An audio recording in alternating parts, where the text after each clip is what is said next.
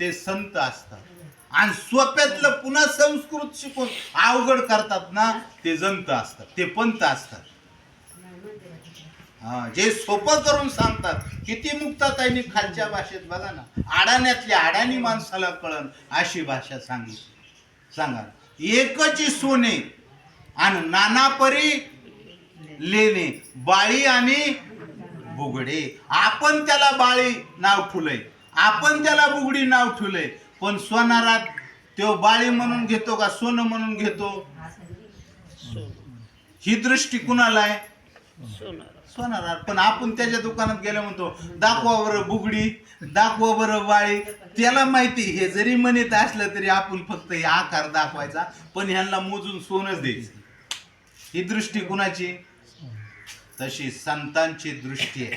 काय की जगामध्ये ब्रह्म दिशे उघडे, आणि त्याचं अधिष्ठान, आपल्याला अधिष्ठानाचं ज्ञान झालं पाहिजे. आणि त्या अधिष्ठानाचं ज्ञान होण्यासाठी ज्ञानेश्वर महाराज म्हणतात, तरी दाविली या वाटा, गुरु दाविली या वाटा, येवोनी विवेक तीर्थ तटा, आणि दोहोनी मळकटा बुद्धीचा तेने. ज्याने धुतला त्याच्यासाठी, ज्याला धुवायचं आहे त्याच्यासाठी ढवाचं मार्गदर्शन आहे. ज्याला कपडेच धुवायचे नाहीत त्याला तिथं पाणी लय चांगलंय म्हणायची काय गरज आहे? पण जिला कुणाला धुणं धुवायचंय तिला सांगायचं हापशाव पाणी चांगले, आता मोटर बसवली हापसायची सध्या गरज. आणि ज्याला धुवायचंच नाही त्याला ते उपयोग आहे का? तर बाबा म्हणायचे इथं जे अनाउन्समेंट चाललंय ते रोज येणारासाठी नाही, कुणीतरी नवीन एखादा येईल आणि त्याच्यासाठी हे मार्गदर्शन. मग ते सोनं जसं एक आहे पण अलंकार वेगळे वेगळे आहेत.